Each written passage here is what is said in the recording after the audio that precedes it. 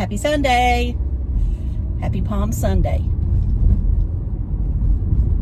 So I am on my way to get Dave. We're going to the wonderful world of Wally World. It is 10:55 a.m. on April 13th, and it is 53 degrees. And today is mine and Dave's 18th anniversary. So we have been together for 18 years. And I can attribute a lot of that to is that we don't live together. Now, I'm not going to say we couldn't live together. I'm just saying that I think a lot of it is because of that. All right. We'll move on from that. I don't know what that car's doing. It sit there and then it decided it would go. Okay. So yesterday we went to the Richard Childress Racing Museum, and I did film some. I haven't put it together yet, so it probably won't go up in this video. And I'm going to try to do some voiceover to tell you what you're looking at so you'll understand more of what's going on. If you are a race fan, now I went there years ago, but he has expanded.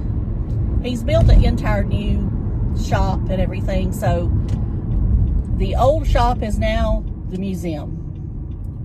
And it's huge. It's, you know, it's probably the nicest museum I have been to for racing. You know, he takes you through every room and, you know, what it used to be. They have mannequins up of, you know, like somebody working on the car. They have the truck, the hauler, set up exactly the way it was when Dale won the Daytona 500, Dale Earnhardt Sr. And it's just amazing. I mean, they've got food in the counter that was, you know, in the cabinet that was popular then, showed what they ate while they were at the track, and, you know, just stuff like that. It's just really good. And I encourage you to go if you're ever in the area. The shop is in Welcome, North Carolina, which is really Lexington, but the community is welcome. And you won't be disappointed. For seniors, it's $8. And for, I think it's $5 for children under 6, maybe. I'm not sure. I'll try to, when I do the video, I'll put all the details in. But it's worth every bit of going by there if you're ever in the area. They're open on Saturdays from 9 to 2, I think, or 9 to 1. I think it's 2 o'clock, though. The hostess or the person that greets you, Lanita was her name. She was fantastic. You know, most of the time when you go in some of these places, people barely talk to you. But she, you know, immediately, I felt like I had known her all my life. So that's just one of those things that, you know, like Tim would go through. Oh, she was the nicest person. I know it's her job to be nice. But she, I guess because you could tell she was a race fan. She wasn't just somebody they had hired to run the cash register. She was a part of racing. Her husband still is in the business. So, I mean, it was, you know, it was just great to be able to talk to somebody who knew what they were. They knew the importance of history of NASCAR. And, you know, she said the car that Dale won, the Daytona 500, is in there. And she says you can get in it, and if you start it, you can drive it out. Of course, they have it in there where you can't start it. But I did get some pictures of Dave sitting in it. I didn't sit in it, but anyway, y'all know I don't like to get my picture taken. And honestly, I like to take it all in and take my own pictures. It's not about me. It's about the history I was seeing. And, you know, I can't help it, but when you walk in there and you see all those cars that you saw Dale drive from the time he started, and I was a part of it all, I mean, I wasn't part of it, but I mean, I was watching racing from then. I mean, I admit I got chills, and I mean, tears came to my eyes. Now, for some reason, I didn't get that at Hendrick, but I think with Hendrick, it's not set up that way.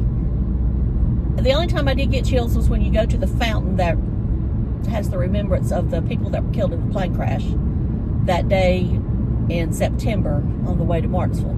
That was the only time there. But when I walked in there and I saw, you know, just everything, and, you know, it's just hard to,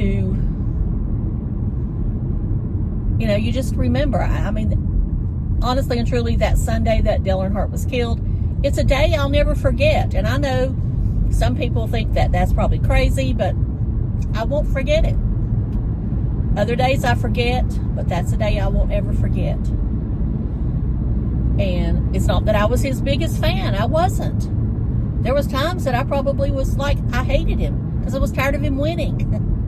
But I knew no matter what, he was talented. And he was the best driver ever, I do believe, ever. All right, so I'm gonna shut up on that. I'm going through the car wash, and I know y'all don't want to go through the car wash, so I'm not gonna make you go through it. I want to get the pollen off. So anyway, be back in a minute.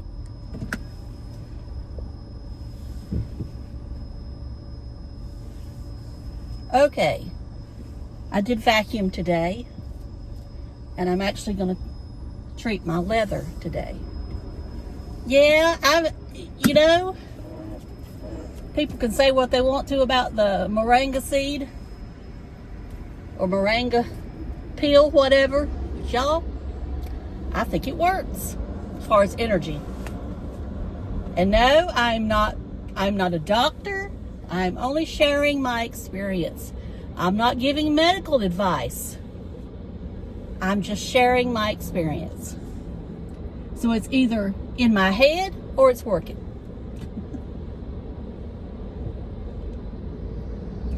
Because I actually mop the floor, and normally I just, you know, I won't do it until I absolutely have to.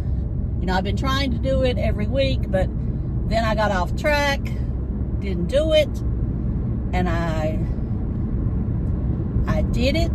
And yesterday when I came home, I got up some clothes to go to the Goodwill or to the Salvation Army, wherever I end up taking them. And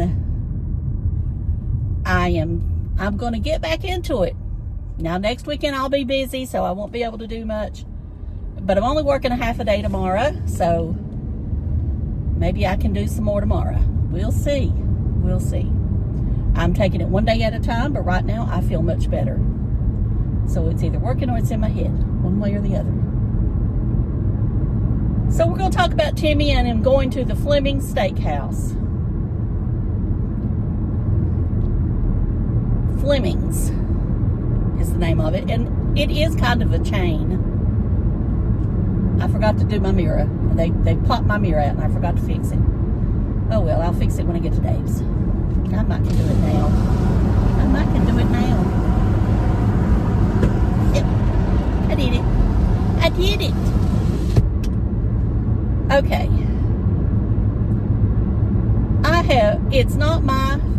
I'm not judging him.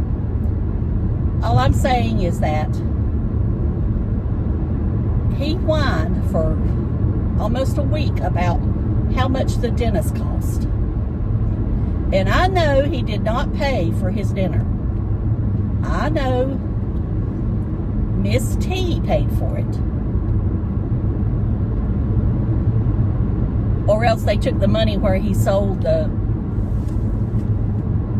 whatever it was he sold, the power station, and ate there. Like I said, I don't blame a person for wanting to go eat at a nice restaurant every now and then. What I say is, why does he have to share everything when he has come across all week as begging? Dry begging, that is. No, he's not said, please send me money. But I know it's coming. I know it's coming. It may not be tomorrow, it may not be next week, but sooner or later he's going to start saying, you know, use my buy me a coffee, do this, do that, use my Amazon link. Watch my videos till the end, watch all the ads. That's what he's going to say. Anyway.